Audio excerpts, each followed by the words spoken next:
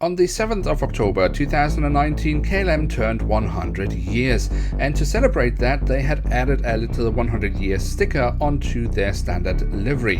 Herpa has made 4 models of that, but why I only think 2 of them are actually worth getting, we'll find out now.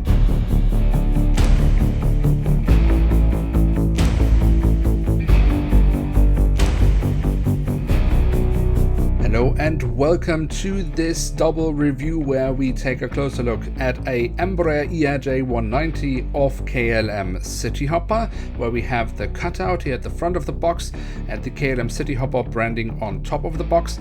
The backside unfortunately has another cutout. I'm really not a fan of that, but we can see it is a limited edition. And the other aircraft we will take a look at is the Boeing 777-300ER of KLM, the main line. And here we also have a cutout at the front of the box where we can see the aircraft model inside. We have the KLM branding on top of the box, and then on the back side here as well, unfortunately, another cutout. And here we can also see that it is a limited edition. Now, we start off with the Embraer ERJ-190 of KLM Cityhopper, which of course has the standard livery of the airline, but with the addition of the 100 years logo. And if we firstly focus on the tail section, we can see here on the vertical stabilizer we have the iconic KLM branding. On the fuselage we then find the full registration code of the aircraft, the Dutch flag, the flag of the European Union, and the aircraft type specification. At the very tail of the aircraft we then also have a little bit of detailing around the APU exhaust. Then at the front of the aircraft and across the fuselage we have the KLM Cityhopper branding and of course the 100 years centenary logo of KLM, which is of course the main reason for making this review. We also have a SkyTeam logo, and underneath the cockpit windows we have the Air France KLM Group logo. The cockpit section itself, rather bare boned, but we do have of course some nice markings around the cockpit windows. We have the window wipers printed on, and we have the last 2 letters of the registration code printed on just above the cockpit windows. The engine nacelles have been kept in all white, but do carry the KLM branding and of course have the silver leading edges. Overall, I think they look rather decently detailed, and if we look into them from the front, we can see the engine fan blades very nicely. Now we'll get back to the Embraer a little bit later in this video, but now we take a quick look here as well on the 777 of KLM, and here she is, the Boeing 777-300ER in the current standard livery of KLM, but of course with the addition of the centenary logo of the airline. So if we quickly focus here on the tail section to start off with, we can also here find the iconic KLM branding on the vertical stabilizer. On the fuselage we then have the full registration code of the aircraft, the Dutch flag, the flag of the European Union, the aircraft type specification, and underneath the dark blue cheat line we also have the company slogan, the Flying Dutchman. And at the very tail of the aircraft we also have some lovely detailing around the APU exhaust. Now, at the front of the aircraft and across the fuselage, we find once more the KLM Royal Dutch Airlines branding. Underneath that, we have the name of the aircraft.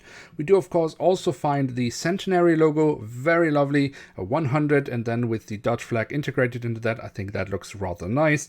Of course, we then also find a SkyTeam logo, of which KLM is a member, and underneath that, we have the Air France KLM Group logo. The detailing we have at the cockpit section, well, we have been given, of course, the cockpit windows. We have some nice markings around the edges of those. We have the window wipers printed on, and if you look above the cockpit windows we can then also here see the last 2 letters of the registration code have been printed on. But if we also look underneath the nose of the aircraft we can see another lovely little detail here where we have the aircraft type specification printed on as well. Now the engine nacelles have been kept in all white, and just like the Embraer engines have the KLM branding on them and the lovely silver leading edge.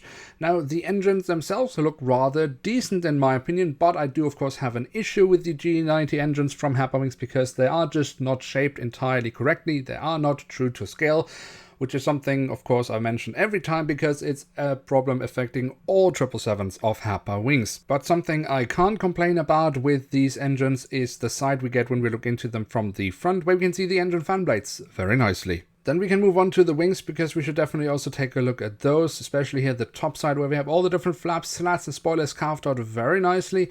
We have the markings for the emergency exits. We have this thick black line, which is a visual indicator for pilots as to where the outer edges of the landing gear is, which they can see in real life from a camera which is mounted on the vertical stabilizer. The underside of the wings I think look also rather decent. Here we then also have the full registration code of the aircraft once again. The landing gear is the standard landing gear we get from Herpa Wings with the 777, but overall I think it's a rather decent standard. I think that looks rather nicely. Also the front landing gear looks rather nicely, although I of course would like to have a few markings here, and given that it is a special model and a limited edition, I would have hoped for Herpa to do so, but unfortunately they still only do that with Herpa Wings Club models. And then last but not least, we also have the doors to the cargo compartments printed on here on the back side of the aircraft and here at the front of the aircraft. And with that, we'll continue back with our Embraer from KLM Cityhopper. And if you look here at the fuselage just above the wing, we can see the emergency exit has printed on, which of course leads us straight to the wings, because we should definitely take a look at those. If we look here at the top side, we can see the different flaps, slats and spoilers carved out very nicely. We have the marking for the emergency exit printed on as well. That's very nice. If you look at the underside of the wing, I think that looks also rather decently detailed, where we also here have the full registration code of the aircraft once again. Then of course the Embraer also has these lovely winglets, which I think look really nice with the KLM branding on them, and I think Herpa has done a decent job to replicate this tiny little printed detail. The landing gear overall I think looks rather decent. If you look here, we can see the main landing gear underneath the wings. But I think one thing that I've really noticed, and I think especially with the front landing gear, is it feels very fragile. So obviously it's a die-cast model, so you're not going to play around with it, but I would definitely take especially good care of this model, because as I say, the landing gear does feel very fragile. And then to round it all up, of course, we also have the doors to the cargo compartments printed on here on the back side of the aircraft, and here at the front of the aircraft. So there we have it, the Embraer ERJ-190 of KLM Cityhopper in their standard livery, but with the addition of the 100-year sticker, and the Boeing 777-300ER of KLM, and as well here in the standard livery and with the addition of the 100-year sticker. So what can we say about these two models? Well, overall I think Herpa has done a decent or very good job with both of them.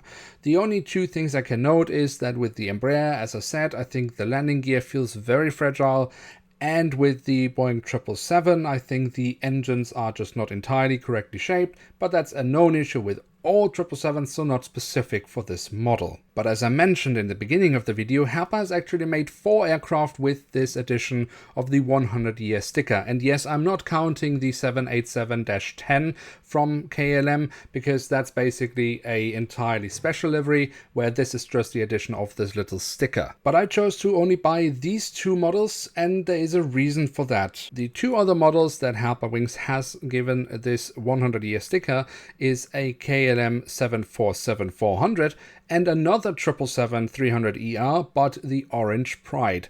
Now the Orange Pride has of course already been made by Herpa Wings, so if you buy that you get a model with the same registration code as the previous version, but of course with the addition of the sticker, so just so you are aware of that.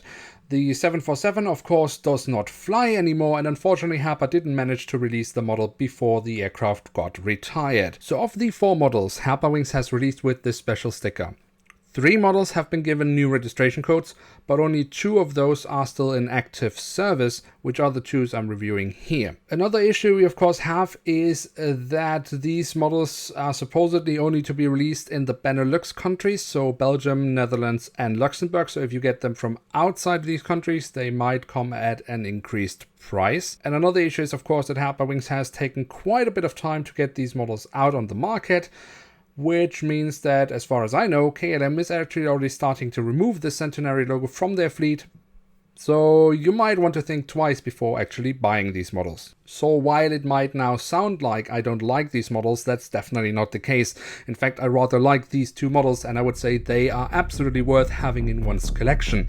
However, I just thought it would be important to mention these issues with the overall collection, but at the end of the day, you should of course always make up your own mind. Now with that, we have reached the end of today's episode. If you have enjoyed this video, then don't forget to smash the like button, that really does help us out. And of course, if you are new around here, why not hit subscribe? That would be absolutely awesome. With that, I'd like to say thank you so much for watching. Hope to see you soon again. I'm checking out, and bye.